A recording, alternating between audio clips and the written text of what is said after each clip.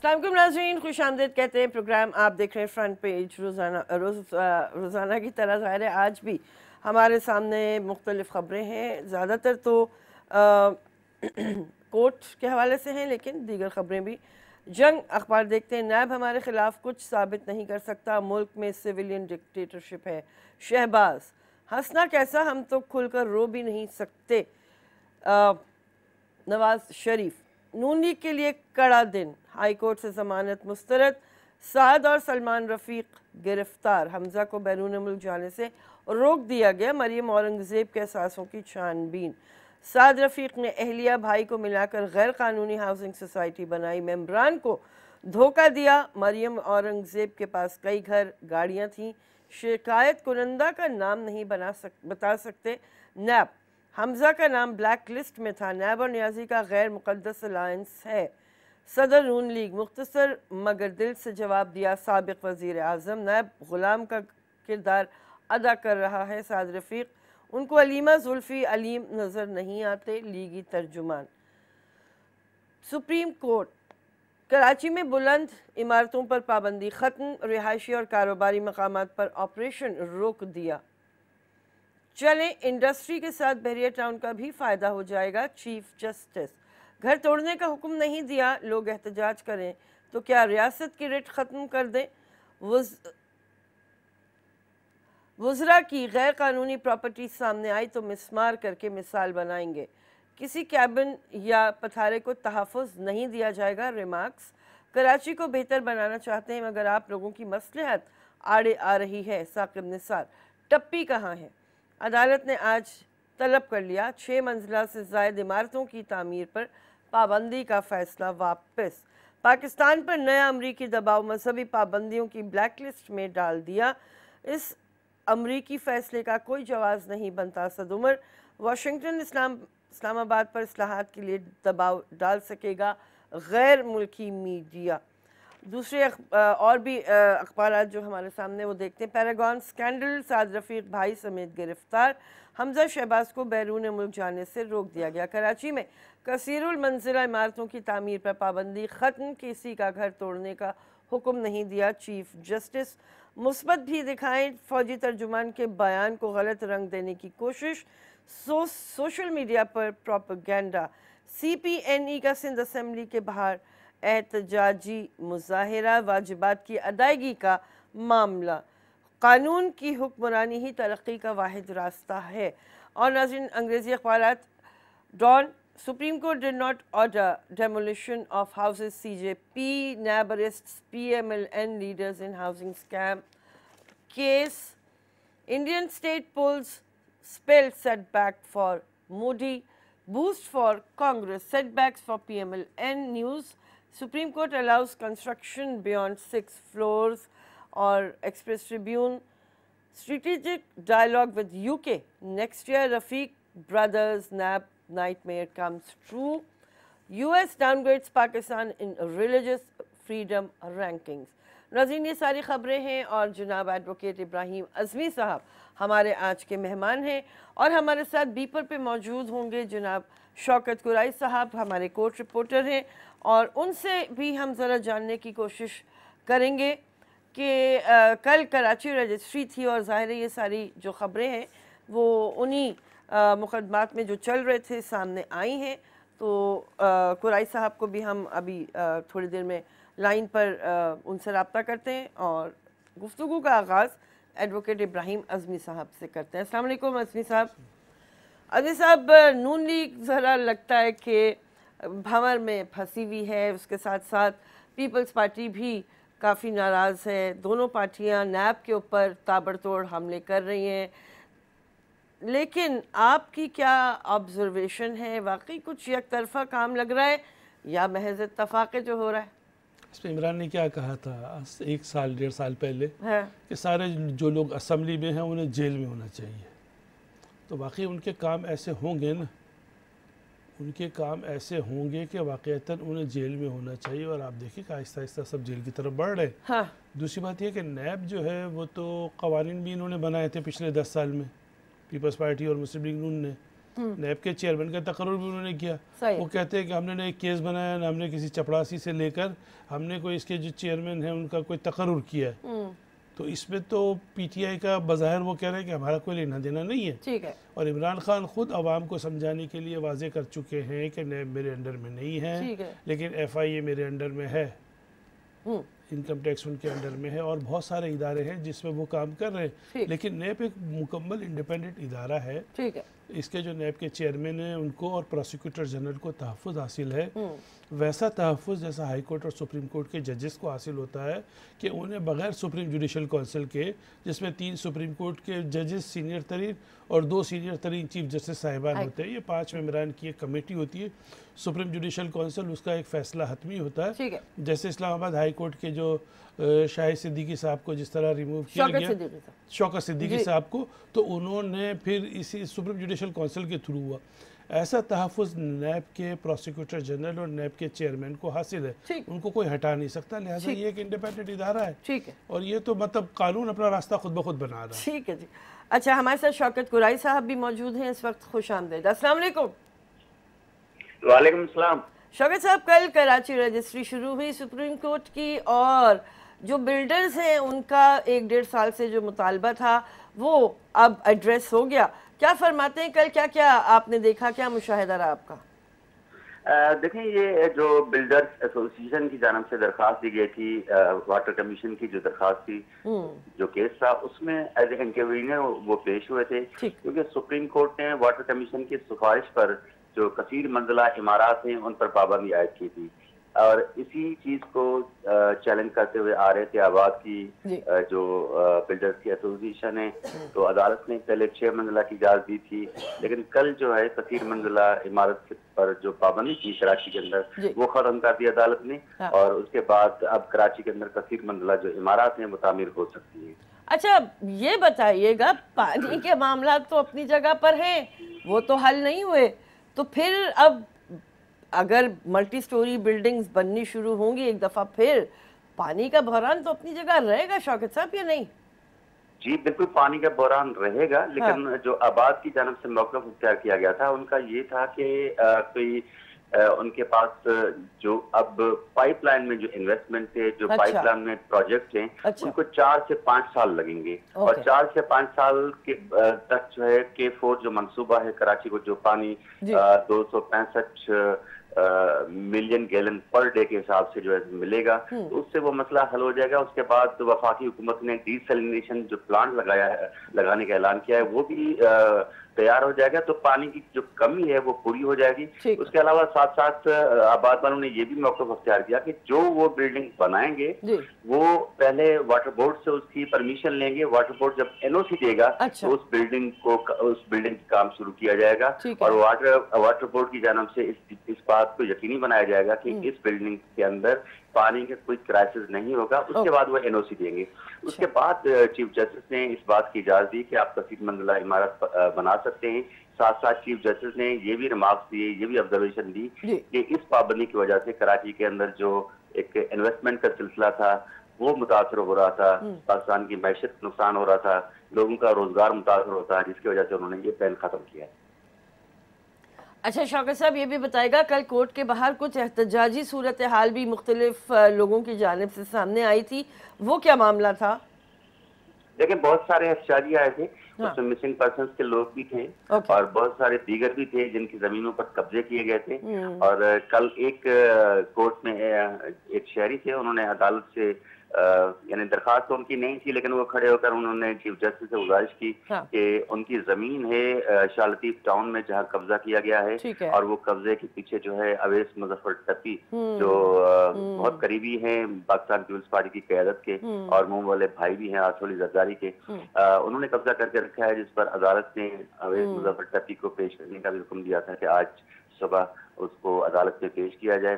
उसके अलावा जो दीगर बाहर एहतजाज कर रहे थे उसमें बहुत सारे लोगों की काफी जाती मसाइल थे। आपको पता है कि पाकिस्तान के अंदर जस्टिस सिस्टम है वो इतना सेहतमंद नहीं है कि लोगों को फौरी तौर पर इंसाफ फराहम कर सके। तो लोग जब भी चीफ जस्टिस की आमद का सुनते हैं तो वो सुप्रीम कोर्ट कराची रजिस्ट्री के बाहर बहुत बड़ी तादाद में आ जाते हैं अपने अपने मसाइल लेकर, लेकिन फिर भी चीफ जस्टिस की जानिब से यही कोशिश होती है कि सबको सुना जाए। कल उन्होंने बुलाया था, सब लोगों को सुना और मौके पर जो कानूनी तौर पर उनका राइट बनता था उसके ऑर्डर भी किए। लेकिन बहुत सारे ऐसे थे जो कंसर्न नहीं थे सुप्रीम कोर्ट के साथ, जो मुतल्लिका इदारे थे उनकी तरफ रेफर किए उन्होंने। अच्छा कुरैशी साहब, ये भी बताइएगा कि टप्पी साहब तो पाकिस्तान में है ही नहीं, तो फिर आज क्या सूरत हाल देख रहे हैं? जी बिल्कुल, वो पेश नहीं होंगे और ये बात उस वक्त जो पुलिस अफसरान मौजूद थे उन्होंने चीफ जस्टिस को नहीं बताई कि अवैध जो पाकिस्तान में नहीं है, वो पॉसिबल नहीं होगा उनके हुक्म को अमल दरामद करने के लिए। लेकिन आज जब वो पेश होंगे दोबारा चेकअप होगा ये केस, तो वो जरूर बताएंगे कि अवैध यहाँ पे नहीं है। बिल्कुल ठीक है। अच्छा, दूसरी जानिब ये भी ऑब्जर्वेशन है कोर्ट की कि जो लोग एहतजाज कर रहे हैं उनके दबाव पर रियासत अपना फैसला वापस नहीं लेगी, तो उस पर क्या कोई और मतलब बाद में कोर्ट के बाद कोई चमे गोइयां कोई और बातचीत हुई? देखिए, दो चीजें हुई हैं। कल एक वकील का मामला था, वकील को नेब की जानिब से कॉल अप नोटिस दिया गया था। उस वकील ने जमानत भी हासिल कर ली थी उबूरी सिंध हाई कोर्ट से। तो वकला ने कल एहतजाज किया था और चीफ जस्टिस का जो चैम्बर था वहां पहुंचकर उन्होंने एहतजाज किया था। उस पर तो उन्होंने नोटिस वगैरह कर दिए चीफ जस्टिस ने कल। अरे मेरे ख्याल है कुरैशी साहब की लाइन ड्रॉप हो गई है। दरिया टाउन, दरिया टाउन कहते हैं। तो उसके जो लोग अलाटीज थे वो मुतासर हो रहे हैं, तो उन्होंने एहतजाज किया था, जिस पर अदालत ने ये ऑब्जर्वेशन दी थी कि आप लोग जरूर एहतजाज करें, आपका राइट बनता है, लेकिन आपके इस एहतजाज के दबाव में कोई ऐसा फैसला नहीं किया जाएगा और कोई ऐसा फैसला वापस नहीं लिया जाएगा जिससे रियासत मुतासर हो और जिससे गैर कानूनी किसी इक़दाम को तक़वियत मिले। ये उसका था कि भाई आपका राइट बनता है। जो लोग अलाटीज थे उन्होंने पैसे दिए हैं, लेकिन जो इस पूरे स्ट्रक्चर को जब खड़ा किया गया, जब ये प्रोजेक्ट शुरू किया गया, तो वो जो सरकारी जमीन थी उसमें गैर कानूनी काम हुए हैं, जिसमें कम कीमत पर जमीन सरकारी ली गई है, जिसमें लोगों के जमीनों पर कब्जा किया गया है। लेकिन ये इसकी रियासत कभी इजाजत नहीं देगी, अदालत कभी इजाजत नहीं देगी। इस गैर कानूनी काम पर कोई प्रोजेक्ट शुरू किया जाए, फिर लोगों को इस्तेमाल किया जाए, फिर लोगों से इन्वेस्टमेंट कराई जाए, फिर दबाव डाला जाए, फिर एहतजाज किया जाए, फिर लोगों की मासूमियत को सामने लाया जाए कि अदालत फैसले वापस ले। ऐसा नहीं हो सकता। जो कानून इजाजत देगा उसके मुताबिक काम होगा। चलें, बहुत शुक्रिया कुरैशी साहब, आपने हमें अपडेट किया कल जो कार्रवाई थी अदालती उस हवाले से। अज़मी साहब, हम ये देख रहे हैं कि जिस तरह अभी कुरैशी साहब ने कहा और जिस तरह ज़ाहिर है आप भी जानते हैं और मैं भी जानती हूँ, ये वाले काम गुज़िश्ता कई सालों से, कई दिहाइयों से बड़े आराम से चलते चले जा रहे थे। अब इस वक्त वाकई एक ऐसी सिचुएशन क्रिएट की गई है कि जिसमें हम भी बाज़ दफ़ा सोचते हैं कि हाँ ये तो जुल्म हो रहा है उनके साथ, जिनकी इन्वेस्टमेंट भी है, जो लोग अंधेरे में मारे जाने वाले बेचारे मुतासरीन का अगर हम ये बात करें। अब आप किस तरह देख रहे हैं कि ह्यूमन मिजरी भी कम से कम हो और इंसाफ का बोलबाला भी हो? इसमें देखिए, पहले हमें समझना पड़ेगा कि बिजनेस का मकसद क्या है। जी, बिजनेस का मकसद प्रॉफिट नहीं होता। बिजनेस का मतलब होता है मैक्सिमम प्रॉफिट। अब जो बिजनेसमैन हैं वो चाहे वो कंस्ट्रक्शन के फील्ड में हो या किसी और फील्ड में हो, वो ऐसी बिल्डिंग बना लेते थे जो जैसे कि अभी कहा गया कि नाजायज़ हुकूमत की ज़मीन ली गई है 500 कैनाल से ज़्यादा।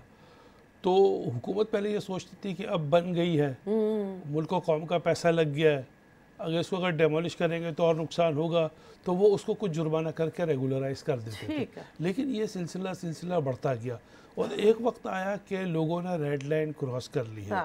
अब जो लोग दूसरे ममालिक में जाते हैं वो देखते हैं कि वो साफ़ सुथरे तरीके से रह रहे हैं। अब बड़े बड़े शहर हैं, बम्बई है, टोक्यो है, न्यूयॉर्क है, दुनिया के बड़े बड़े शहर हैं, वहाँ भी गरीब रहते हैं, वहाँ भी उम्र की आबादियाँ हैं। वो लोग इंसान जो हैं वो इंसानों की तरह रह रहे हैं और वो ये समझते हैं कि हम जानवरों की तरह रह रहे हैं। जहाँ आया जिसने बिल्डिंग बना ली, जहाँ आया जिसने कारोबार शुरू कर दिया, कुंडा लगा के बिजली ले ली, 2-2 AC चला रहे हैं, 3-3 AC चला रहे हैं। और ये माशरे के वो लोग होते हैं जो बड़े चालाक और तेज़ होते हैं, जो नाजायज़ और जायज़ का ख्याल नहीं रखते, और जो बेचारे डरते हैं, ख्याल रखते हैं, वो पीछे रह जाते हैं माशरे में, वो तबका। और वो तबका आगे निकल जाता है जो कहता है कि पाकिस्तान में तो सब चलता है। अब वो वक्त आ गया कि जब कहा गया कि अब पाकिस्तान में सब नहीं चलेगा, ठीक है, सब चलता है तो फिर आप चलते फिरते नजर आए, सही। अब ये कहा गया है। लेकिन अब जैसे आप कहा गया कि जो हाई राइज बिल्डिंग हैं 6 फ्लोर से ज़्यादा, अब जो बड़े बड़े शहर होते हैं उसमें हॉरिजॉन्टल की बजाय वर्टिकल ऊंची बिल्डिंगें तामीर की जाती हैं कि जगह कम होती है। लेकिन कराची में ऐसा इतना बड़ा मसला नहीं है जो दूसरे शहरों में। हाँ। कराची 3 तरफ से फैल रहा है, बॉम्बे एक तरफ से फैल रहा है, वहाँ कीमतें बहुत ज़्यादा हैं जगहों की, तो लेकिन इसके बावजूद भी कराची की आबादी बढ़ रही है। और हुजूर अकरम सल्लल्लाहु अलैहि वसल्लम की हदीस है कि एक शहर अगर एक हद से बढ़ जाए तो आप दूसरे नए शहर आबाद करें, वजह इसकी कि वहाँ आ जाए। हाँ। यही बात अल्लामा इकबाल ने जब नेपोलियन से कही तो वो भी हैरान रह गया कि इतनी अच्छी बात किसने कही है। वो समझ रहा था कि आज के किसी स्कॉलर ने, किसी दानिशवर ने कही होगी। उन्होंने कहा ये तो 1300-1400 साल पहले हमारे नबी ने ये बात कही थी कि अगर अब कराची एक हद से ज़्यादा आगे बढ़ गया है, अब ज़रूरत इस बात की कि दूसरा शहर बसाया जाए, वरना यहाँ ऐसा होगा कि इंसानों को रहने के लिए सहूलत नहीं मिलेगी। लेकिन इसमें बात तो फिर वही आ गई ना, अब बहरिया टाउन एक तरह से दूसरा शहर ही बस रहा था, लेकिन उसके मामलात भी इतने कुछ पेचीदा और शेडी अब सामने आ रहे हैं कि लोग कहाँ जाएं। वो अपनी इन्वेस्टमेंट करना भी चाहें, हर चीज़ बड़ी साफ़ सुथरी नज़र भी आ रही हो बज़ाहिर, और फिर ये मामलात सामने उठ के आ जाएं तो मसला फिर लोगों का ही होता है। इसमें साहब ये जवाब ज़रूर दीजिएगा ब्रेक के बाद। नाज़रीन, प्रोग्राम आप देख रहे हैं फ्रंट पेज।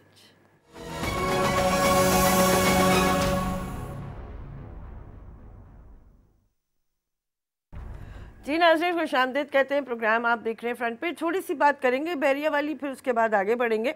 मेरा जो सवाल था आपसे वो ये था कि लोग, ज़ाहिर है लोगों का कसूर बताएं, क्योंकि अब ये आई है खबर कि एमडीए ने लीज़ भी कैंसिल करने की बात की है। अब उसमें कितना टाइम लगता है, क्या होता है, वो सारे कानूनी पेचीदगियाँ आपकी आप ज़ाहिर है ज़्यादा बेहतर बता पाएंगे, लेकिन लोग कहाँ जाएँ? असल लोग ये समझते हैं कि एक रेप्यूटेबल इदारा है। हाँ। ये दर्जन भर इदारों से इन्होंने नो ऑब्जेक्शन लिए हैं, है ना, गैस है, बिजली है, पानी है, सेवरेज है, रोड कटिंग है, केडीए, केएमसी, दुनिया भर के इदारों से। और जाहिर सी बात है कि हुकूमत के इदारे हैं, बड़े बड़े अफसरान हैं, तो वो एक जगह पे इन्वेस्ट कर देते हैं। अच्छा, थोड़ी सी कता कलामी, इस पूरे दौरानिए में बहुत सी खबरें आती भी थी कि हर चीज़ वहाँ पे ट्रांसपेरेंट नहीं है, लेकिन उन खबरों को रुकवा भी दिया जाता था। लोग ये समझते थे कि ये बड़े बड़े लोग हैं, ये चपड़ासी से लेके चीज मतलब जज तक को खरीद लेते हैं। अब ये सोशल मीडिया पे आता है कि अब खरीद के दिखाएं। लेकिन कारोबार का एक उसूल है कि खरीदार होशियार बाश। खरीदार को अपनी चीज़ अगर खरीदनी है तो उसको होशियार होना चाहिए। अगर वो धोखा खा जाता है, इसमें सिर्फ इस हद तक है कि ignorance of law is no excuse. अगर आपको लॉ का नहीं पता तो मतलब इस पे कानून की जिम्मेदारी नहीं है, बात है। ये सिर्फ अगर आप दूसरे मुल्क में जाएं तब तो आपके लिए रियायत है कि उस मुल्क के कानून आपको नहीं पता और किसी ने आपको धोखा दिया। लेकिन अगर आपका अपना मुल्क है और आप वहाँ धोखा खा रहे हैं तो ये आपकी अपनी भी जिम्मेदारी, आप खुद भी होशियार रहें, चौकस रहें। सही बात है। और जाहिर है कि जितने बड़े बड़े ये प्रोजेक्ट्स हैं उनमें मुतवसत से लेकर जो थोड़ा सा अमीर तबका है उसी की इन्वेस्टमेंट ज्यादा है। गरीब तो जो मुजाहिरीन थे वो 10-10 एक करोड़ की तो गाड़ी में आए थे। सही बात है। 10 लाख से लेके 1 करोड़ तक की गाड़ियों में मुजाहिरीन आए थे। सही कह रहे हैं। अफसोस है, अफसोस होता है। अस्सलाम वालेकुम। वालेकुम अस्सलाम, रियाज खान बोल रहा हूँ मॉडल कॉलोनी कराची से। जी रियाज साहब फरमाइए।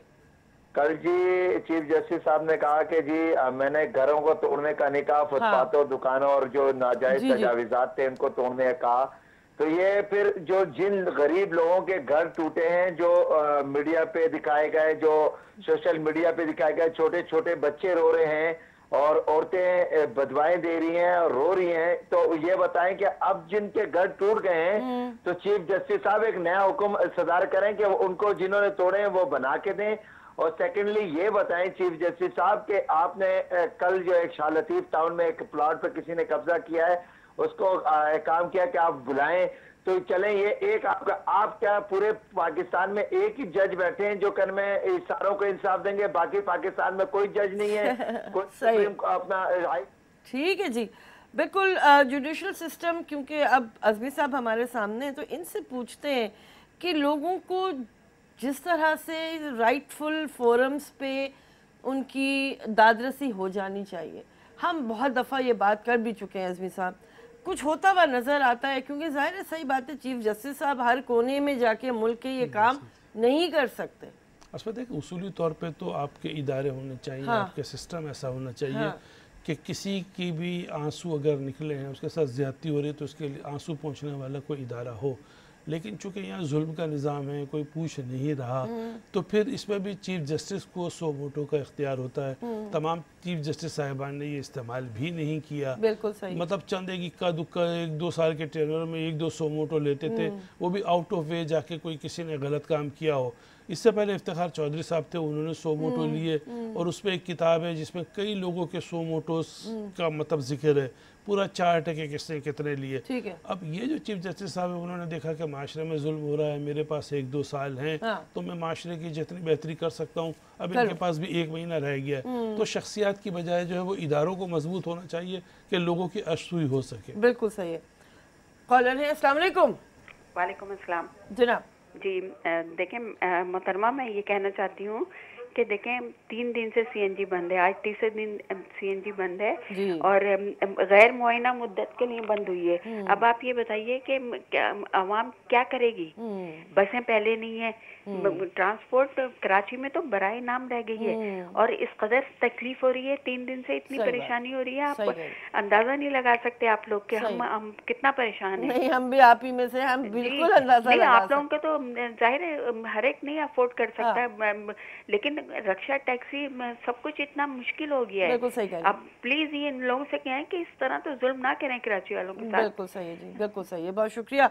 आपकी निशानदही ज़ाहिर खबर की सूरत में भी मौजूद है। गैस की किल्लत सिंध में सनतों और सीएनजी स्टेशंस को फराहमी बंद, बिजली बहरान का भी खदशा, कराची में भी गैस लोड शेडिंग शुरू, प्रेशर कम, शहरी परेशान, सीएनजी एसोसिएशन का आज एहतजाज का ऐलान।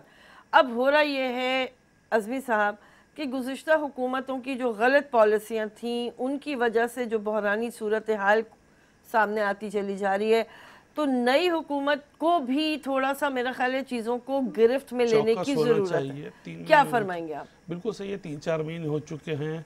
जो गैस की वजारत थी उसको अंदाज़ा होना चाहिए था कि हमारे पास सीएनजी है नहीं। उन्हें ये अंदाज़ा होना चाहिए था कि सर्दियों में गैस की खपत बढ़ जाती है। कराची में तो 1 दिन की तो ब्रेक होता था, कभी जब 2 दिन का अचानक ब्रेक हो जाता था किसी टेक्निकल फॉल्ट की वजह से, तो उस वक्त बड़ी परेशानी होती थी, लोगों को अंदाज़ा नहीं होता था। अब ये आज तीसरा दिन है, हाँ। आज तीसरा दिन है, दूसरे दिन ही लोग परेशान हो जाते हैं। 1 दिन का तो लोगों ने मैनेज कर लिया है कि वो शाम को डलवा लेते हैं, इस तरह कर लेते हैं कि जिस पेट्रोल पंप पे रश नहीं होता वहाँ से वो सीएनजी डलवा लेते हैं। 1 दिन तक का तो गुजारा हो जाता है। कल शाम तक भी लोगों को परेशानियाँ थी, कहीं जाना हो तो जा नहीं सकते। अब हमारे पास भी सीएनजी नहीं है, तो बहन मेरी जो है वो उम्रे पे जा रही हैं, भाई के यहाँ पोती आई है, अब मैं जाऊँ तो वहाँ किस तरह जाऊँ? मतलब एक आग का दरिया और डूब के यहाँ आने पे भी मैं किस तरह आया हूँ मैं जानता हूँ। तो मतलब परेशानी तो जी सबको है। अब वो जो कहा गया था ना कि ये लोग नातजर्बेकार हैं, हमने पिछले प्रोग्राम में भी शायद कहा था कि ये लोग नातजर्बेकार हैं, इनसे पहले लोगों को कुछ तजर्बा था तो वो चोरियाँ चकारियाँ करते थे। अब थोड़ा सा अब हमें इंतज़ार करें, लेकिन ये जो है वो जो इस तीसरा दिन जो है वो गैस का, अब इसमें आगे चल के होगा ये कि अगर वो कारखानों की बंद करते हैं तो उनके ऑर्डर कैंसिल होंगे, आपकी एक्सपोर्ट कम हो जाएगी, पाकिस्तान में जो प्रोडक्शन है वो महंगी हो जाएंगी, वो घरों में लोड शेडिंग करेंगे तो लोगों को नाश्ता नहीं मिलेगा, बच्चे स्कूलों में किस तरह जाएंगे, फिर जब वो बिजली कंपनी को गैस कम देंगे तो वहाँ गैस की लोड शेडिंग होगी। अब ठीक है सर्दी है, इतना ज़्यादा हरज नहीं होगा गर्मी की तरह, लेकिन बहुत सारे इदारे और बहुत सारे लोगों के रोज़गार ऐसे हैं जो 100% बिजली से वाबस्ता है। बिजली होगी तो उनका काम चलेगा। अब बार बार की जो लोड शेडिंग होगी तो गवर्नमेंट को आगे बढ़ के प्रायोरिटीज़ में, और इस वक्त तो कराची के वुज़रा भी है, पिछले दौर में कराची के वुज़रा नहीं होते थे। फैसल वाडा क्या कर रहे हैं, अली जैदी कहाँ हैं, खालिद मकबूल सिद्दीकी कहाँ हैं, तो इनको भी सदर पाकिस्तान कराची, सदर पाकिस्तान और गवर्नर, वो तो खैर पिछले दफा भी थे, सदर भी कराची से थे और गवर्नर भी कराची से थे, लेकिन अब जो है वो ये आपके 3 वुज़रा जो काबीना में हैं उन्हें इमरान खान से मिलके, गैस के वजीर से मिलके कराची का ये मसला ये हल करना चाहिए। और अगर जुमेरात को भी गैस की फरहमी शुरू हो जाती है तो आप बताएं कि 3 दिन तक अगर जो गैस बंद होगी तो पेट्रोल पंप पे कितने तवील कितारें होंगी, 2-2 किलोमीटर की। इसमें सवाल ये भी है एसपी साहब, इन्होंने, हमारी बहन ने ट्रांसपोर्ट की बात भी की है, ज़ाहिर वो विफाकी सब्जेक्ट नहीं है, वो सूबाई सब्जेक्ट है। सूबे की जो इंतज़ामिया या सियासी हुकूमत पीपल्स पार्टी है वो तो पता नहीं, मुझे नहीं लगता कि सूबे में उसका कोई वजूद भी है। कॉलर है, खासतौर पे कराची की मैं बात कर रही हूँ। कॉलर है, उनसे बात करते हैं। अस्सलाम वालेकुम। अस्सलाम वालेकुम। वालेकुम अस्सलाम। जनाब मैडम ये बात करना थी कि वो जैसे बहरिया के हवाले से बात की जा रही है जी, तो जाहिर है हम गरीबों ने तो अपनी जिंदगी भर की जमा पूंजी उसमें लगा दी और वो अगर नाजायज है तो उसका सदेबाब बहुत अरसे पहले हो जाना चाहिए। बिल्कुल सही है। अच्छा, एक दूसरी बात ये कि हमने अपने घर के आगे मतलब हर्डल्स लगा के रोक दिया गया था कि कोई चोरी चकारी इस किस्म के जो छुलंदे आते हैं, लेकिन इतने बड़े बड़े जो लोग हैं उन्होंने अपने घरों के आगे बड़ी बड़ी दीवारें और बड़े बड़े प्रोटेक्शन के तौर पर कर रखे हैं। उस तरफ क्यों जस्टिस साहब बड़ी नजरसानी हो रही है? ठीक है जी, बिल्कुल ठीक है जी, ये तासुर फैलना नहीं चाहिए। क्योंकि देखिए अज़मी साहब, हुक्म सबके लिए होता है। अब ये जो सेलेक्टिव एप्लीकेशन है ना अहकामात की, उससे फिर गलत तासुर माशरे में फैलता है। बात में वजन तो है कि कार्रवाई आप करते हैं ऐसे आदमी के खिलाफ जो बेख्तियार होता है। अब जस्टिस साहब ने तो ये बात नहीं की ना, जाहिर है वो तो कहते हैं कानून की हुक्मरानी होनी चाहिए, होना नहीं चाहिए। सारे लोगों की नजरें बिलावल हाउस पे हैं, वहाँ बड़ी बड़ी ऊंची दीवारें हैं। अब वो कहते हैं जी के घरों के बाहर इनकी वालदा शहीद हो गई, इनके जो मामू थे वो शहीद हो गए। तो इसी तरह चीफ जस्टिस ने हमजा शहबाज से कहा था कि आप इस तरह की आगे इंक्रोचमेंट न करें। अगर आपको सिक्योरिटी है तो आप बड़ी बड़ी दीवारें बना लें जो आपकी हद में आती है, आप कैमरे लगा लें, आप सिक्योरिटी गार्ड रख लें, आपके पास बुलेट प्रूफ गाड़ियाँ होती है, कौन आपको मारेगा? इतनी तहफ़्फ़ुज़ात में मुझे नहीं लगता कि अब किसी की भी 10-12 लोग भी शूटर्स हों, वो गिरोह भी हो, तो आपकी इतनी ज़्यादा सिक्योरिटी होती है हमजा शहबाज की, नवाज शरीफ की, आसिफ जरदारी की, बिलावल की, कि किसी की हिम्मत नहीं होती वहाँ तक पहुँचने के लिए कि वो जिंदा वापस आ सके। तो अब ये मसला जो है वो सिक्योरिटी का नहीं है, ये प्रोटोकॉल का है, ये शान शौकत दिखाने का है। इतनी ऊंची ऊंची दीवारें बिलावल हाउस की बनाई है, वहाँ लोगों को तकालीफ है, तो एहतसाब होना चाहिए अक्रॉस दी बोर्ड। लेकिन आम लोगों को जिन्होंने खुद खिलाफ वर्जी की है, उनको जस्टिफिकेशन का हक नहीं है। कोई चोर ये नहीं कह सकता कि जी उस चोर को भी पकड़ो, उस चोर को भी। आपने जो गलत किया है, देखिए पहले एम्प्रेस मार्केट का हुआ था, फिर लुंडा बाजार की तरफ वो लाइट हाउस पे, तो लोगों को लगा कि एक माशरे के एक तबके, ये एक ज़बान बोलने वालों के खिलाफ हो रहा है। लेकिन जब जामा क्लॉथ में हुआ, जब खालिद बिन वलीद रोड पे हुआ, जब लियाकताबाद में ऑपरेशन हुआ, जब ये आपके जोड़िया बाजार की साइड पे बर्तन गली में हुआ, तो लोगों को लगा कि ये जो एनक्रोचमेंट है वो अक्रॉस द बोर्ड हो रही है। वो तो पूरा शहर का, तो लोग बहाना जवाज भी ढूंढते हैं। ठीक है, ठीक है जी, ब्रेक लेते हैं नाज़रीन। प्रोग्राम आप देख रहे हैं फ्रंट पेज। खुशामदीद नाज़रीन, प्रोग्राम आप देख रहे हैं फ्रंट पेज। एक और ख़बर की तरफ नज़र करते हैं। Pakistan added to US list of violators of religious freedom, move that may lead to sanctions being seen as part of efforts to persuade Pakistan to bring Taliban to negotiating table.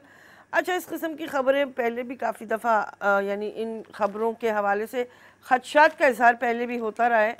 तो मैं अज़मी साहब से पूछूंगी, अज़मी साहब, चाइना भारत को तो एग्जेम्प्टेड है, वो तो कुछ भी कर ले, ईरान, सऊदी अरेबिया, ये इन चीज़ों की इंटरनेशनली ज़ाहिर अहमियत तो अपनी जगह होती है, लेकिन हमारी कितनी तैयारी है, अब हम कितना परसुएट करेंगे, कितनी बातचीत करेंगे, आप क्या कहेंगे? असल सिर्फ पाकिस्तान पे पाबंदी नहीं है, और मैं नहीं समझता कि ये माशी पाबंदी से इसका कोई ताल्लुक है। ये 9 ममालिक पे, जिस पर आपने बताया चीन है, सऊदी अरब है, ईरान है, लेकिन इंडिया नहीं। दुनिया भर की वायलेशन वहाँ हो रही है। 6 दिसंबर को 1992 में उन्होंने जो बाबरी मस्जिद को गिराया था, और वहाँ जिस अंदाज से मुसलमानों पे जुल्म हो रहा है, जो कश्मीर में जुल्म हो रहा है ना, जो सिखों के साथ ज्यादती हो रही है, जो आप समझे कि दलित जो अनटचेबल्स हैं उनके साथ ज्यादती हो रही है। तो अगर इंडिया के साथ होता, पाकिस्तानियों का नफ्सियाती भी है कि अगर इंडिया के साथ कुछ हो रहा है, पाकिस्तान के साथ कुछ हो रहा है।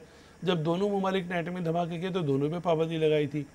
तो अगर इंडिया को आपने एग्जाम कर दिया है और पाकिस्तान को आप शामिल कर रहे हो, तो फिर इसका मतलब है कि आपकी जो अपनी हैसियत है वो मुश्तबा हो जाती है। ठीक बात। तो पाकिस्तान पे अकेले पे नहीं है, दूसरे 9 ममालिक पे, दूसरे भी 8 ममालिक हैं जिन पे ये पाबंदी है।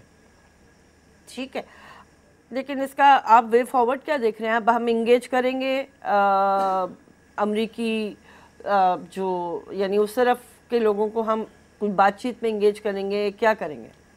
इसमें पहले तो हमें देखना चाहिए कि पाकिस्तान में क्या अक़लियतों के साथ मतलब ज़्यादती हो रही है, नहीं कह रहे। हाँ। लेकिन हम ये भी नहीं कह रहे कि वो बहुत ज़्यादा नाखुश है। ठीक, ऐसी भी कोई सूरत हाल नहीं है। अक्सरियत के मुकाबले में अक़लियत हमेशा थोड़ी दबके रहती है, वो खुल के अपनी बात नहीं कर सकते, ये एक मजबूरी हर दौर में होती है। लेकिन अगर 15-20% वो अक़लियत हो तो वो एक पावरफुल अक़लियत होती है, जैसे कि मुसलमान हैं इंडिया में। ठीक है। लेकिन अगर 1 या 2 या 3% अगर हमारे यहाँ हैं तो जाहिर सी बात है कि उनकी अपनी कुछ मजबूरी होगी। इसके बावजूद भी हमारी कौमी असम्बली ने उनके लिए 10 नशिस्तें हैं, सेनेट में उनके लिए 4 नशिस्तें हैं, जो असम्बली में नुमाइंदगी थी वो हमने रखी है। अब इनके त्योहारों पे इनको छुट्टी भी दी जाती है। इसके बावजूद भी हम समझते हैं कि कोई आइडियल सूरत हाल नहीं है। लेकिन वो किसी भी मुल्क के लिए इतना ज़्यादा मुमकिन नहीं होता कि वो आइडियल सूरत हाल अपनी अक़लियतों के लिए करे। ठीक, कॉलर है। अस्सलाम वालेकुम। वालेकुम सलाम जी। जनाब, आपका प्रोग्राम ये बहुत अच्छा है जी, शुक्रिया। ये आप इस तरह से मतलब पब्लिक की राय लेते हैं। जी जी। तो इसके हवाले से मतलब यही है कि ये तो चल रही है कराची में, क्या पूरे पाकिस्तान में इनकी मुजावजात के खिलाफ मतलब रखा हुआ है इन्होंने एक सिस्टम बनाकर। हाँ। तो इसके लिए जरा कुछ इनको नजरसानी में चाहिए कि पूरी जिंदगी का एक असासा होता है बंदा जो ये लेता है चीजें, दुकानें हो गई या कोई मकान हो गया, और ये फटाफट आके किराना शुरू करते हैं। कम अज कम ये सोचेंगे कि बेचा किसने, ये मतलब डॉक्यूमेंट किसने दिए, पहले तो उनके खिलाफ ये सब कुछ हो, उनसे इनको कुछ दिलाया जाए तो फिर मतलब है कि ये काम किया जाए तो बेहतर है। बिल्कुल ठीक है जी। मेरा अपना ज़ाती ख्याल ये है कि कुछ मामला ज़ाहिर है कि बेहतरी की तरफ ज़रूर जाएंगे, क्योंकि ऐसा हो नहीं सकता कि इतने बड़े तबके को जिसने अपनी इन्वेस्टमेंट भी की हुई है या जो भी कुछ है उनके पास जो भी कुछ था कि बिल्कुल ही बेयारो मददगार छोड़ दिया जाए। आप क्या कहते हैं? मेरा ख्याल है ऐसा 2 ओपिनियन है। एक ये है कि लोगों का रोज़गार था, लोगों को बेरोज़गार कर रहा इस नाम पे कि शहर खूबसूरत हो जाए। एक तरफ तो ये, दूसरी तरफ ये कि वो दुकानदारों ने आगे आगे तक आ गए थे। जो इनकी दुकानें थी, अब जो वो आगे से सिर्फ इनके हटाया गया है तो वो लगा कि इतनी बड़ी गली थी, इतने बड़ा रोड था, 70 फीट की रोड को इन्होंने 20 फीट का कर दिया। अब आपके मेयर कह रहे हैं कि हमने तो एक दुकान किराए पे दी थी 4 बाई 6 फीट की, उन्होंने आगे और एनक्रोचमेंट करके दूसरे लोगों को किराए पे दे दी है। तो एक तरफ ये है कि ये राय ये है कि किसी के साथ ज़्यादती हो रही है, इस पर इतना ज़्यादा हरज नहीं है कि आप उसकी दुकान अगर आगे निकल गई तो कम कर दें, उसका रोज़गार जारी रहेगा। लेकिन मसला तब है कि किसी को आप बिल्कुल बेरोज़गार कर दें, उसकी दुकान है वही टूट गई, उसका कारोबार टूट गया, या बहुत सारे लोगों के घर टूट रहे हैं, तो वो एक बहरानी कैफियत पैदा हो जाएगी और जाहिर है कि कोई ना कोई इसका हल ज़रूर। और घर से एक समझना चाहिए कि घर के हवाले से एक यादें वाबस्ता होती है। अगर आप छोटे घर से बड़े घर में जाएँ या कम खूबसूरत घर से ज़्यादा खूबसूरत घर में जाएं, तब भी आपको एक उदासी होती है कि यार हमारी यहाँ यादें वाबस्ता थी। ठीक है, हम अच्छे और बेहतर घर में जा रहे हैं, लेकिन अगर बिल्कुल अगर घर तोड़ दिया जाए तो इस हवाले से मतलब एक तवाज़ुन होना चाहिए पॉलिसी। अस्सलाम वालेकुम। वालेकुम अस्सलाम जनाब। फिजा बहन, मैं कारी अब्दुस्तार अर्ज कर रहा हूँ डहर की से। ये चंद चैनल हैं जो हम जैसे लोगों की आवाज सुन लेते हैं। फिजा बहन, आप डिस्कस कर रहे हैं गैस की लोड शेडिंग। फिजा बहन, मैं उस शहर से अर्ज कर रहा हूँ डहर की से जहाँ पाकिस्तान का सबसे बड़ा गैस का जखीरा है और पाकिस्तान की दूसरी बड़ी गैस फील्ड है माड़ी गैस फील्ड। मेरी बहन, हमारी माँ बहनों के आंखों में आंसू होते हैं चूल्हे में लकड़ियों की वजह से। अच्छा, मैंने बहन, हम भी इंसान हैं। चीफ जस्टिस ऑफ पाकिस्तान अगर एक मर्तबा किसी घर का विजिट कर ले और देखें कि पाकिस्तान की सबसे बड़ी गैस फील्ड और हमारी माँ बहनों की आंखों में आंसू हैं कि वो चूल्हे में लकड़ियां जलाती है। मेरी बहन, हम भी इंसान हैं। अच्छा कारी साहब, आपके लिए एक अच्छी खबर, वो पिछले दिनों एक प्रोजेक्ट है अभी वो चल रहा है, उसमें घोटकी से भी वो ट्रांसमिशन लाइन जो है गैस की वो गुजरेगी। तो इंशाल्लाह मेरा अपना ख्याल ये है कि कुछ आने वाले अरसे में, और वो शायद उसकी कंप्लीशन जो है 2019 में होनी है उस प्रोजेक्ट की। माशाल्लाह मेरी बहन, माशाल्लाह। तो उम्मीद जी उम्मीद की जा सकती है। अब उसमें क्या कुछ है आगे का वो मैं आपको जरूर पता करके बताऊंगी। जरूर, ये मसाइल हैं। जरूर, बहुत शुक्रिया। देखिए, पूरा मुल्क ही ज़ाहिर मसाइल का शिकार। जहाँ से गैस निकल रही है वहाँ की जो गैस कंपनी है और इदारे हैं वो अरबों रुपए कमा रहे हैं महीने के, साल के भी नहीं। तो होना ये चाहिए कि उनको ये पाबंद किया जाए कि आप अपनी आमदनी का या जितना आप गैस निकालते हैं उस रेशो से वो इलाके के लोगों पे तो खर्च करें। वहाँ की सड़कें बने, वहाँ के लोगों की, और कुछ जॉब्स जो हैं वो इन लोगों को भी मिलनी चाहिए। भले टेक्निकल जॉब्स ना हो, लेकिन अब जो छोटी छोटी क्लरिकल जॉब या चपरासी की या जो चौकीदार की, ये जॉब तो लोकल लोगों को मिलनी चाहिए। तो आसपास अगर इतनी, जाहिर सी बात है कि इतनी बड़ी गैस फील्ड होगी, इतनी बड़ी फैक्ट्री और कारखाना होगा, वहाँ बड़े बड़े ऑफिसर्स होंगे, लाखों रुपए की तनख्वाह होंगी, कई शानदार गाड़ियों में आते होंगे, और वो गरीब गुरबा जब इनको देखते होंगे कि हमारे इलाके से ये गैस निकाल रहे हैं और हम इस हाल में रह रहे हैं, तो माशरे के अंदर जो फसाद है, ये बलूचिस्तान में भी लोगों को ये शिकायत थी कि इतनी ज़्यादा गैस हमारे इलाके से निकलती है, तो उन कंपनियों को पाबंद कर देने में क्या है। अब देखें ना, अगर सिर्फ छोटा सा होटल या कैंटीन होती है बार एसोसिएशन की, रेलवे स्टेशन की, तो वो कहते हैं कि जी रेलवे के ऑफिसर्स आप उनको खाना देंगे।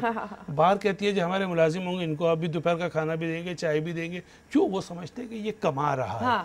कोई भी अगर आदमी कमा रहा है तो वो खर्च करने की पोजीशन में होता है। तो जब एक बार एसोसिएशन या रेलवे की जो लाइन है वो उस फर्द को जो कमा रहा है अपने लोगों के फ़वाइद के लिए उनको मजबूर करती है, तो फिर ये तो करोड़ों अरबों के मामलात हैं। तो ये आसपास के लोगों के लिए क्यों ये इनकी शिकायत है, क्यों इनका टेलीफोन आया कि इनके यहाँ गैस नहीं है। लेकिन उसमें अजमी साहब ज़ाहिर है कंपनियां तो ये पॉलिसी नहीं बनाती ना, बनाती तो हुकूमतें, हुकूमतों पे दबाव किसी तरह पड़ता नहीं है। भाई 1 किलोमीटर या 2 किलोमीटर रेडियस के इलाके में आप ये डेवलप करेंगे, वहाँ की सड़कें बनाएंगे, रोड बनाएंगे, लोगों को यहाँ से जॉब देंगे। बिल्कुल सही, बिल्कुल सही कह रहे हैं। गवर्नमेंट को एक शर्त लगाने में क्या क्या सही बात है। अस्सलाम वालेकुम।